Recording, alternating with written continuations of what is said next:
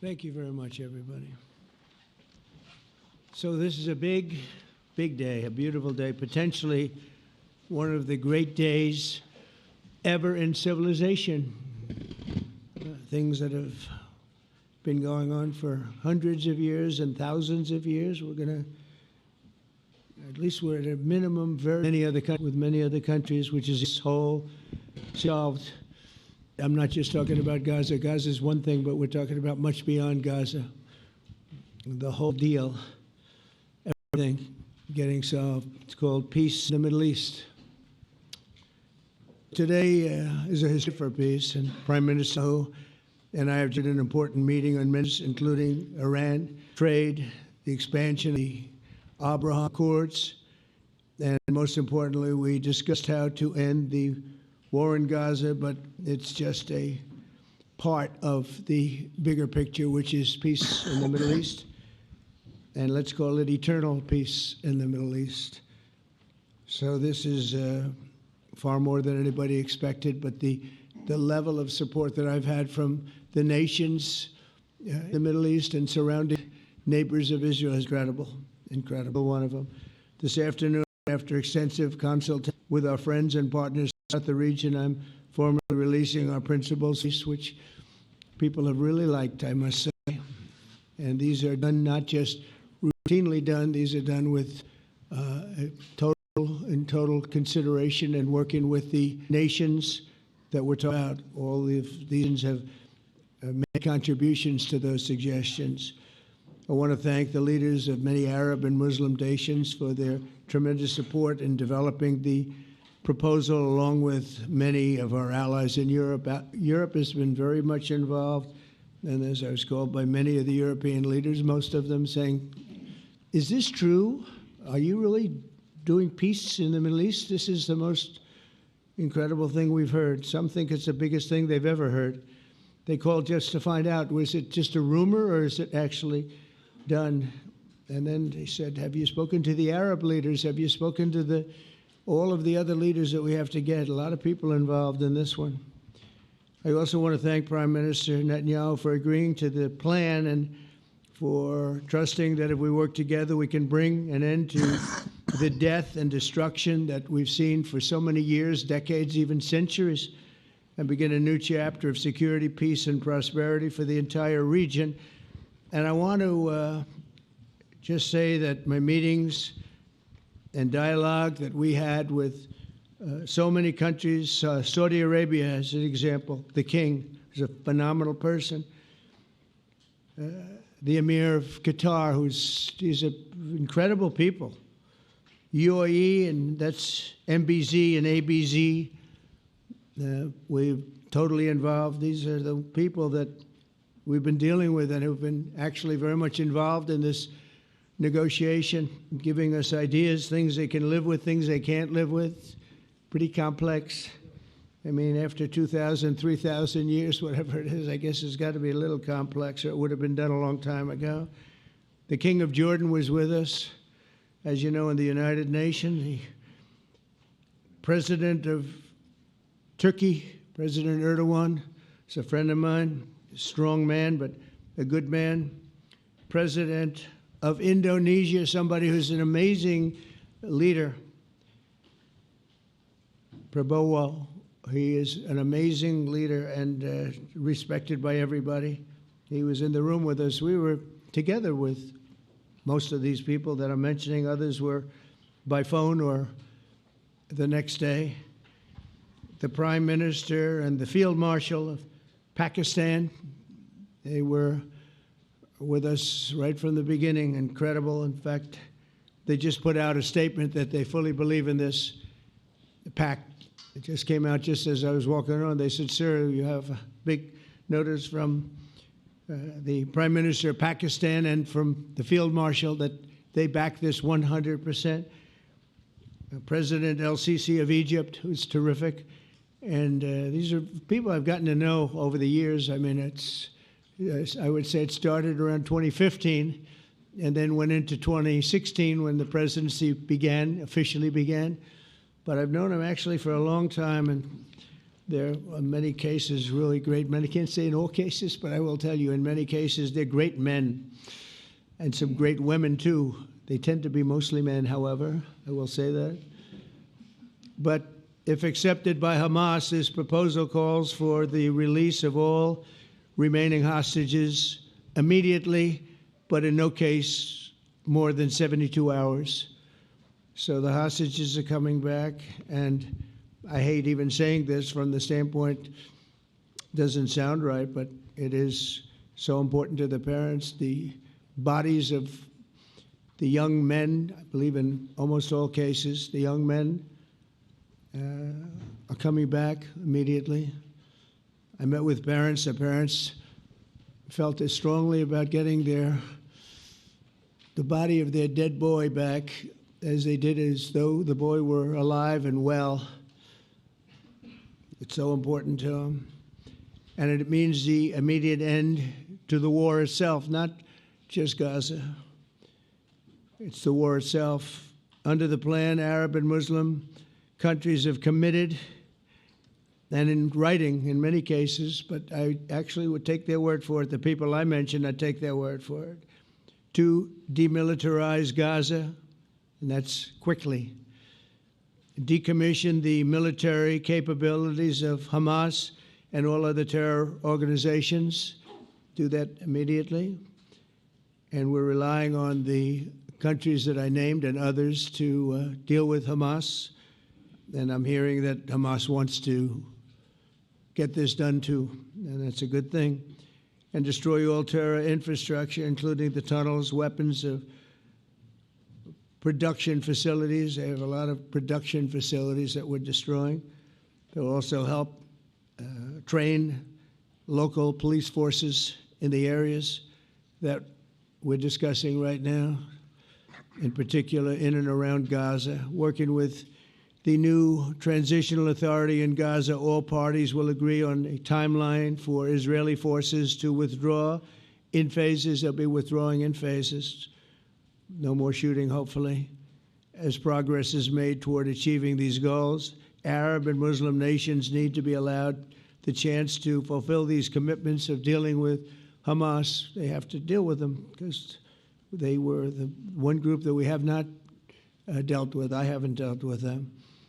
But the Arab countries are going to, and Muslim countries are going to be dealing with Hamas, and I believe they've already been there. I think they probably have an understanding, and they haven't maybe mentioned that, but I would imagine they do. Otherwise, they wouldn't have gone as far as they've gone.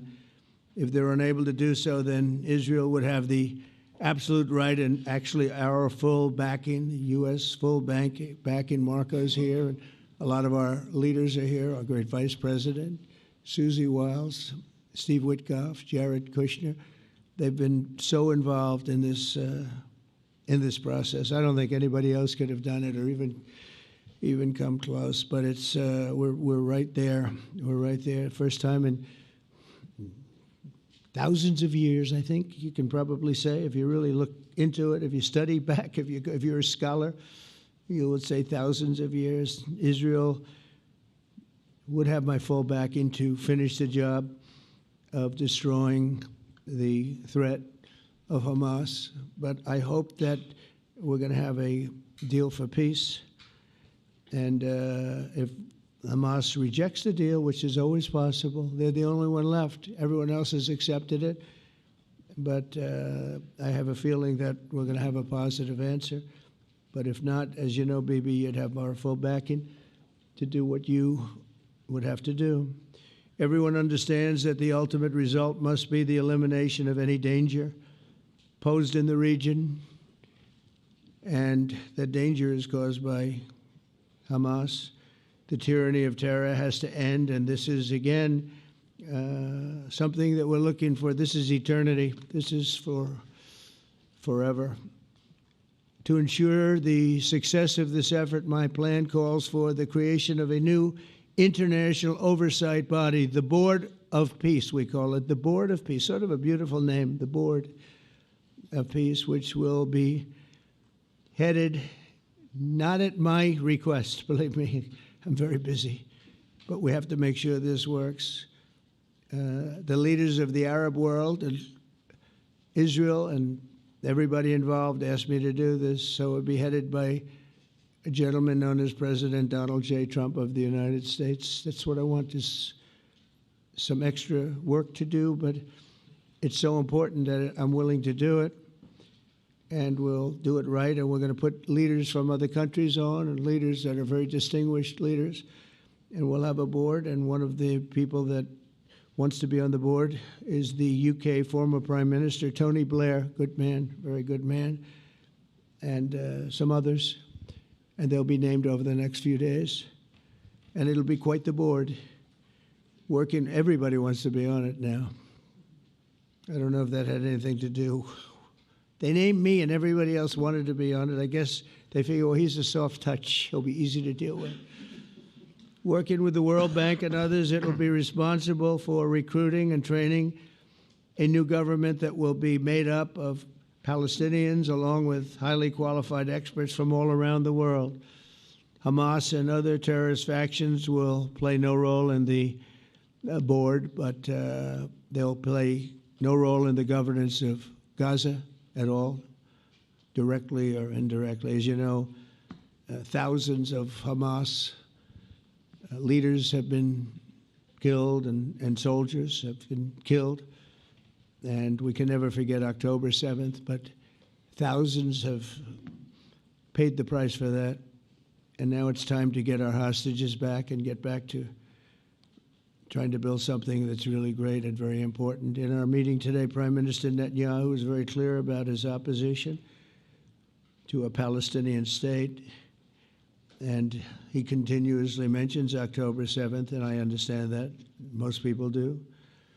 And I understand and respect his position on many things, but what he's doing today is so good for Israel. I noticed that they have large crowds gathering in Israel all the time, and they have my name up. They like me for whatever reason, maybe I don't know, but they do like me. But they say two things: please get the hostages back and please end the war. They've had it.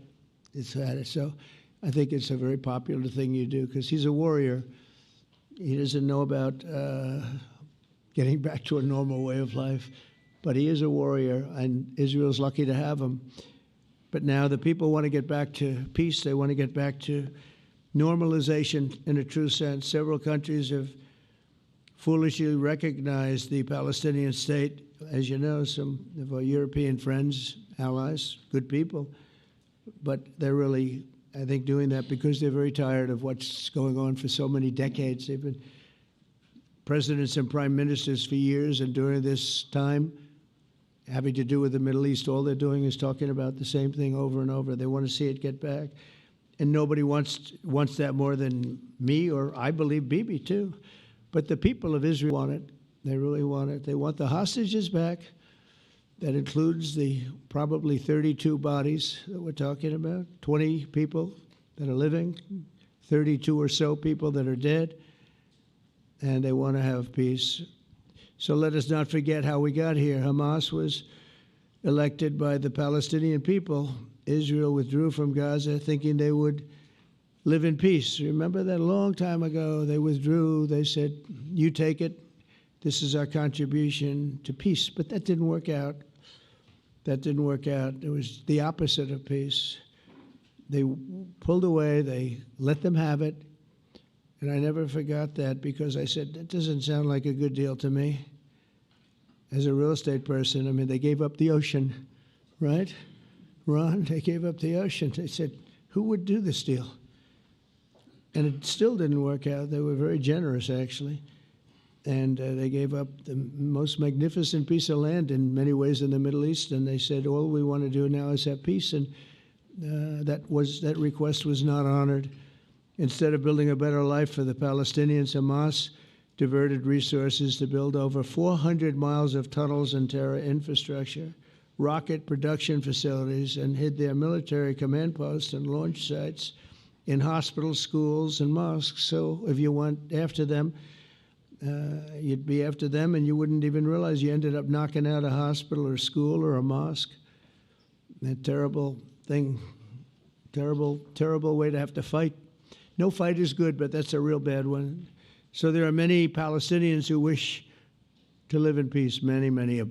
I've seen so many of them. And they have support. And I challenge the Palestinians to take responsibility for their destiny, because that's what we're giving them. We're giving them responsibility for their destiny, fully condemn and prohibit terrorism and earn their way to a brighter future. They don't want the life that they've had. They've had a rough life with Hamas. If the Palestinian Authority does not complete the reforms that I laid out in my vision for peace in 2020, they'll have only themselves to blame. We're giving them an amazing footprint, and they have amazing support from the leaders of the Arab world and the Muslim world, the great leaders. These are great leaders. These are unbelievable leaders that have built great countries and very wealthy countries. What the future holds for the Palestinians, no one really knows, but the plan that we put forward today is focused on ending the war immediately, getting all of our hostages back, getting everything back. Hard to believe when you even say it, and creating conditions for durable Israeli security and Palestinian success. Israeli security is going to be involved. We're going to help you. We'll be there with you in terms of helping with security. We want to make sure it works. We just want to make sure it works. There shouldn't be a shot fired. Now, there will be, I guess, because that's the way it seems to be, but they shouldn't have to be within a few days. There shouldn't have to be a shot fired. And maybe for eternity. Wouldn't that be nice? I hope it's true. I can tell you the leadership of that region feels that there's a good chance of it being true. So this will lead to this agreement that we're talking about will lead to a sustainable long-term peace. No president in history has been a greater friend of the state of Israel than I have, in addition to negotiating the Abraham Accords. I like to say it that way because the real people, that's what they call Abraham. I would say Abraham, but it's so much nicer when you say Abraham. So much more elegant. But the Abraham Accords, they're amazing. Jared, you did that along with your group of geniuses, and nobody thought that could be done. We have 4 countries, and Sleepy Joe Biden didn't do a thing. He didn't even know what the hell they were. He should have had them filled up. But I think this will also lead to packing them. And who knows, maybe even Iran can get in there. I hope. We hope we're going to be able to get along with Iran. I think they're going to be open to it. I really believe that. But they could be a member. I long ago said, I'll bet you at some point Iran will be a member of the Accords. And little did I realize it was going to take this turn. That was some turn we did with the B-2s. But I think they might very well be there because it's a great thing for them economically. I recognize the eternal capital of Israel. I opened the American embassy in Jerusalem. That was something that everyone said would never be done, could never be done. Virtually every president for many, many years, for decades, would campaign on making Jerusalem the capital of Israel. They campaigned on it over and over. Is that right, Steve? Is that right? Everyone, and when they got to it, and I understand why now, because it was so. When I got to office, I campaigned on it too. I said, we're going to make it. And then I'd get calls from the leaders of various countries saying, please don't do it. Please don't do it. It'll end the whole world. Please don't do it. And finally, I just didn't say anything, and I did it. People were calling me before I did it because they heard I was going to do it. And leaders of countries were calling me. And I think it was on a Thursday that I did it. And they'd call me Monday, Tuesday, Wednesday, 3-4 times a day, and I said, tell them I'll call them back on Friday. And I announced it on Thursday, and I called them back, the biggest people in the world, and they said, you've done it. I said, done what? You've made the capital of Israel, Jerusalem, and we wanted to talk yet. I wish you called me a little sooner. Maybe I could have done something about it. So that was a lot easier than getting into an argument, because I knew what they were calling about. And you know what? It turned out to be amazing. Everybody thought it was going to lead to the end of the world, right? The end of the world, Ron, that's what they said. It didn't lead to anything. It just led to something that I promised and something that was very, very popular for Jewish people and a lot of other people, too. I recognize Israeli sovereignty over the Golan Heights, and I cut taxpayer funding to the corrupt United Nations Relief and Works Agency. And United Nations was interesting because, as you know, a few days ago they introduced me. Ladies and gentlemen, the President of the United States, I'm looking at my teleprompter, and the thing was dead, stone cold, dead. The thing's up here. I have a long, beautiful speech to make. I'm back 30 feet back, and I'm saying, they're introducing me. There's nothing on my teleprompter. So, but I made a speech. I actually got good marks. You think Biden could have done that? I don't think so. I don't think he could have done that. I don't think too many people could have done it. But actually, it was actually more of a speech from my heart, if you want to know the truth. I think it was maybe better in certain ways because it was from the heart. It has to be from the heart. Otherwise, you're in big trouble. But I cut taxpayer funding for that very corrupt United Nations Relief and Works Agency, and nobody thought that would be done, and withdrew from the horrible Iran nuclear deal that was imposed upon Israel by Barack Hussein Obama and Biden. And I don't think Biden knew anything about it, though. I don't think he knows anything about it now, actually, if you ask him. He'd say, what is that? And we obliterated Iran's nuclear enrichment capacity, making it impossible for them to have a nuclear weapon, which they would have had probably in about 2 months from that. But I've never asked Israel to compromise its security, but we had big, strong talk. Nobody's been better to Israel. No president's been better to Israel than Donald Trump. But we had a long, strong talk, Bibi and I, and he understands it's time. It's time. History has shown. And the people of Israel want it. And the people of the Middle East want it. The people of enemies of Israel want it. But they don't have really too many enemies right now. And you know what? Many countries have gained great respect for Israel, for the way they fight, for the job they do, including me. I had respect anyway, but they gained respect. History has shown us that those who have relations with Israel have thrived, while those who have devoted resources and attention toward the destruction and even annihilation of Israel have languished. They haven't done well. Israel is not going anywhere. They're going to coexist with other people and countries in the region, from Syria to Lebanon to Saudi Arabia. The promise of a new Middle East is so clearly within our reach. This is the closest we've ever come to real peace, not fake peace, not political fool's peace. If we can get this difficult problem solved, the opportunities for all within that vast region of this world, it's a vast region, it's unlimited.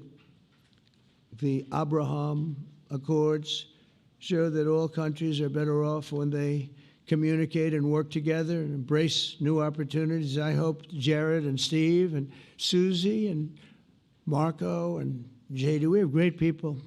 I hope you guys are going to work very hard to get these other countries in, because now they have no excuse. There's no longer an excuse. They were somewhere hesitant. And I tell you, the 4 countries that went in, I give them tremendous credit, and it's worked out incredibly well for them.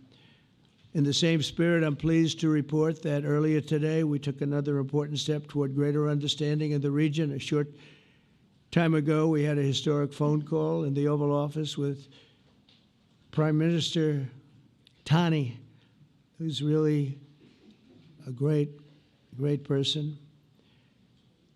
So we had a great talk, and I was on the phone, and Bibi was talking. Prime Minister Al-Thani was of Qatar. They really had a heart-to-heart conversation. It was a great conversation, I thought. It was productive. It was everything that you need to have something turn out to be successful. And I want to thank Bibi, and I want to thank the Prime Minister. It was fantastic. We agreed to launch a formal trilateral mechanism between Israel, Qatar, and the United States to begin a dialogue to enhance mutual security, correct misperceptions, and avoid future misgivings. And I want to thank Qatar, its leadership, and the Emir. He's a fantastic person. I think, I'm going to be his public relations man because I know him differently than a lot of people know him. but he wants peace. He wants to see peace. And its people, and they really acknowledge the critical role that they've played as mediator. And again, we're not quite finished. We have to get Hamas, but I think they're going to be able to do that. So now it's time for Hamas to accept the terms of the plan that we've put forward today. And again, this is a different Hamas than we were dealing with, because I guess over 20,000 have been killed. Their leadership has been killed 3 times over. So you're really dealing with different people than we've been dealing with over the last 4 years, 5 years. Everyone has done their part and come to the table in good faith. Our Arab and Muslim partners are fully prepared to step up and fulfill their commitments for the benefit of the people of Gaza and the entire region. They're willing to step up and do a lot. They really are. There are a lot of good people involved. Everybody who wants to see an end to the violence and destruction should be united in calling for Hamas to accept the extremely fair proposal so that we can end the war and get us back our hostages right now and have everlasting peace. And I look forward to having relationships with everyone. As the chairman of the board, I'll be involved, and we'll have meetings with some very smart people that'll be working over there to make sure that we haven't just been wasting time with an agreement that doesn't get done. The task of building peace will not be easy. There are some of the hardest problems in the world to solve, and that's why it's been going on for so many centuries. But too many lives are at stake not to try, and this is more than a try. I mean, I think this is something that gets done when you have virtually every country, and these are powerful, powerful countries that have a lot of money, and the money can make things happen. A lot of countries try, and they don't have any money. These are very rich countries that can make things happen.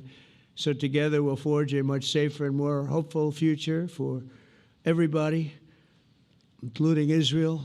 And I want to thank Prime Minister Netanyahu for his partnership. And I want to thank all of the leaders, the kings and the emirs and the presidents and prime ministers, people I mentioned. And they've been absolutely fantastic to work with. And it's just happened very quickly. It's happened from a couple of weeks before I had a couple of meetings, but a couple of weeks before we went to the United Nations, and we had some incredible meetings. It all came to place. It all took place, and everybody wanted to be a part of it. I don't have anybody that's saying we don't want anything to do with it. It's just the opposite. And I'll tell you, a couple of years ago, a year ago, I don't think we would have had this kind of participation, Mr. VP, right? I don't think we would have had. It's been amazing. The participation was 100%. Everybody wants to be a part of it. And everybody, those very strong countries, everybody wants it to work. So, Bibi, congratulations on this. I think this will be your crowning achievement, frankly. If this all works out, we think it will. It's going to be your crowning achievement. And I want to thank you very much for being here. Thank you. Please. Thank you. Thank you. Mr. President, first I want to thank you for graciously hosting me once again in the White House. And second, I want to thank you for your friendship and for your leadership. From Jerusalem to Tehran, from the Golan Heights to Gaza, you've proven time and again what I've said many times. You are the greatest friend that Israel has ever had in the White House. And Mr. President, you and I both know it's not even close. While you focus at home on making America great again, your leadership abroad is changing the world for the better, ending wars and advancing peace.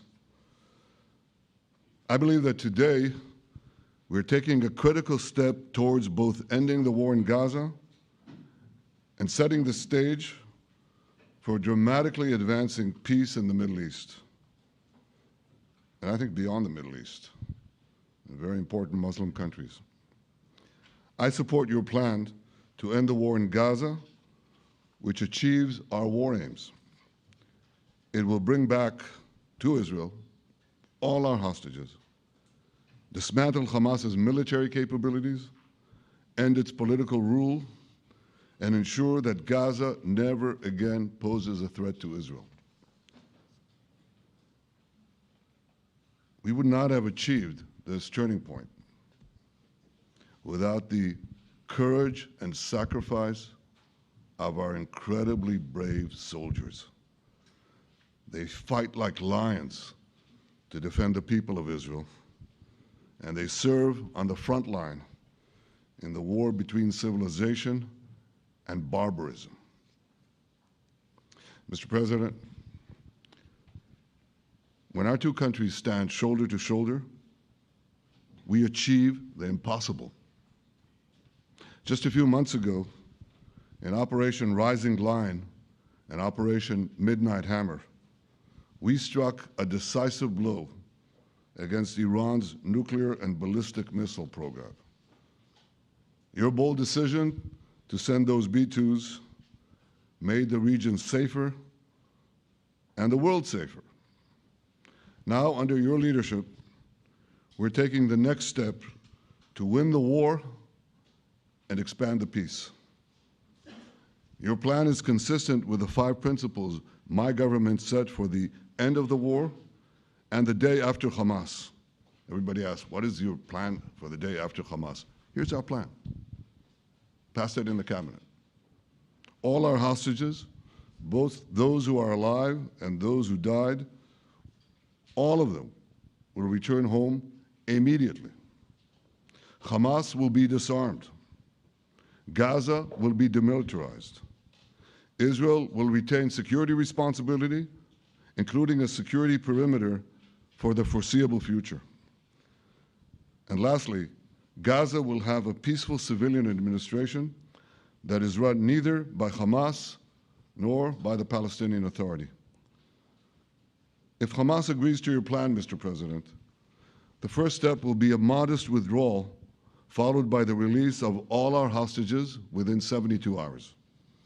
The next step will be the establishment of an international body charged with fully disarming Hamas and demilitarizing Gaza.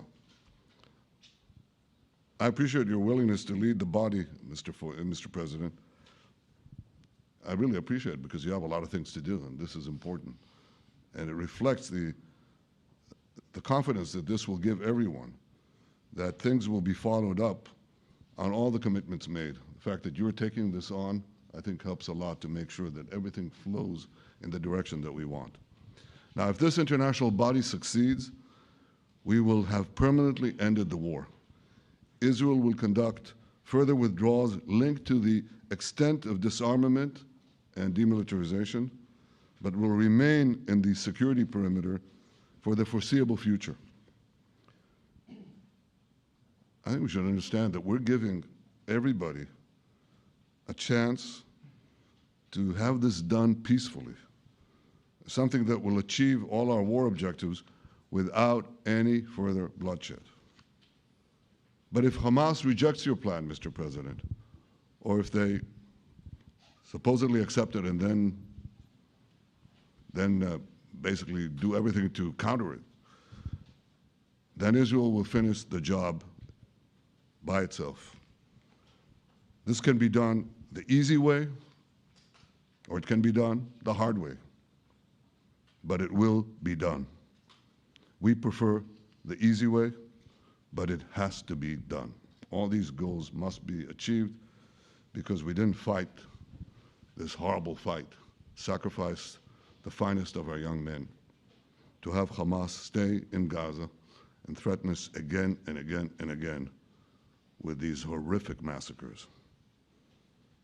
Mr. President, I was encouraged by your clear statement at the UN against the recognition of a Palestinian state.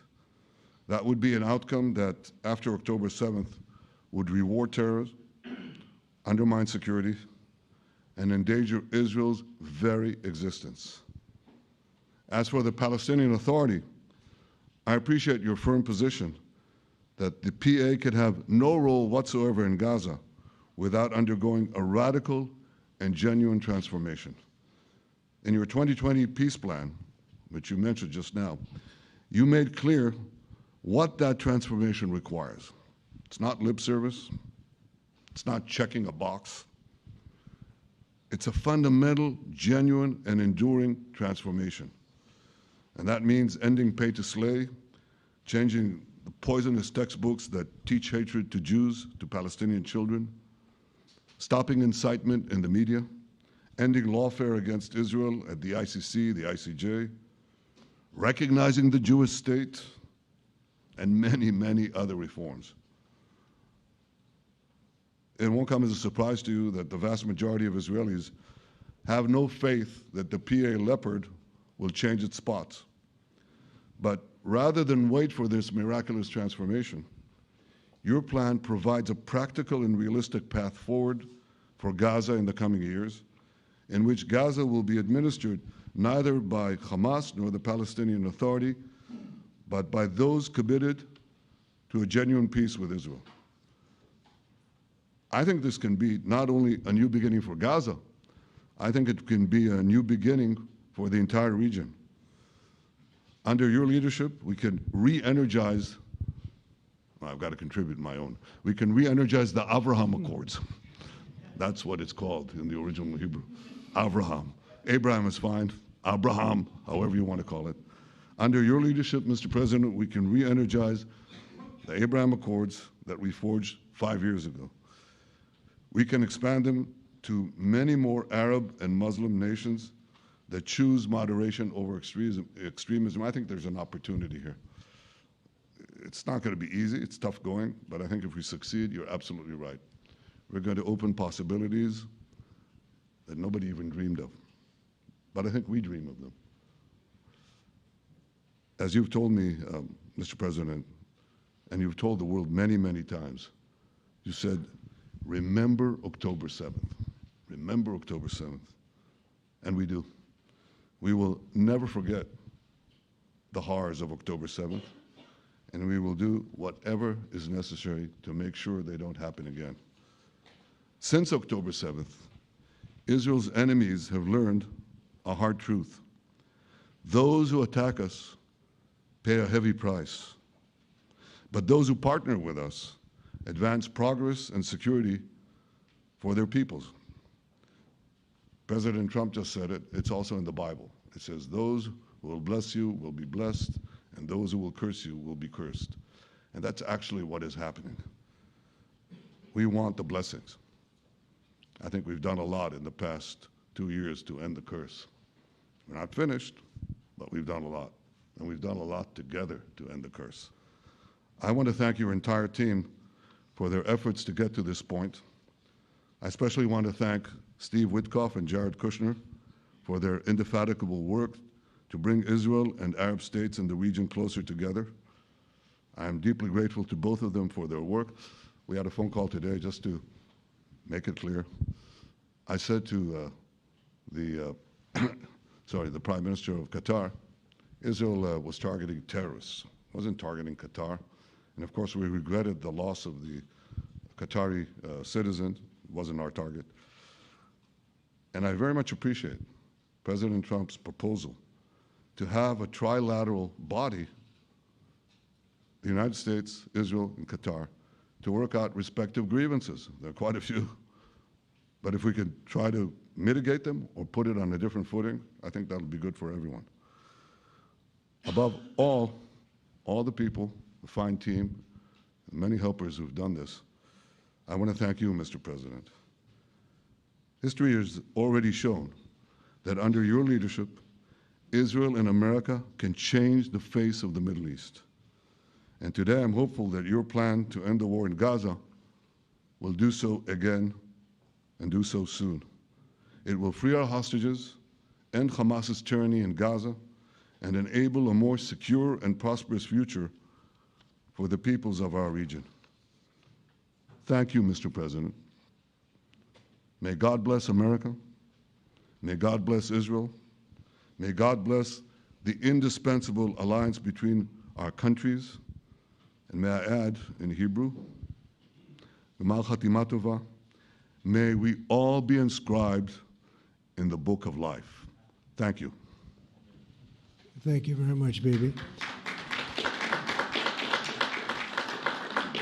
So I think while we wait for these documents to be signed and get everybody in line, I think it maybe is not really appropriate to take questions. I'm meeting with, as you know, couple of Democrats in a little while about the country, about keeping our country open.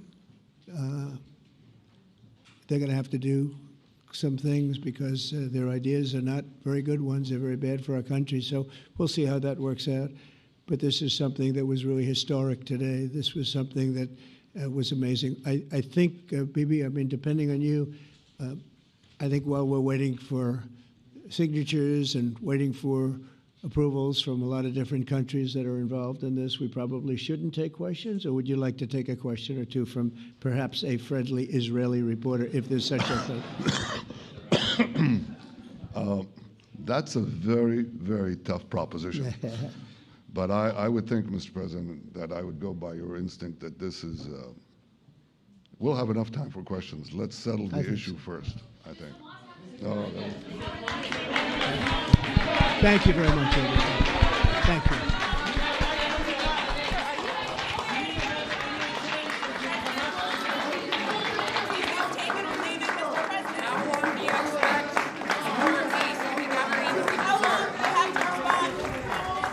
Hamas leaders in Qatar off limits now.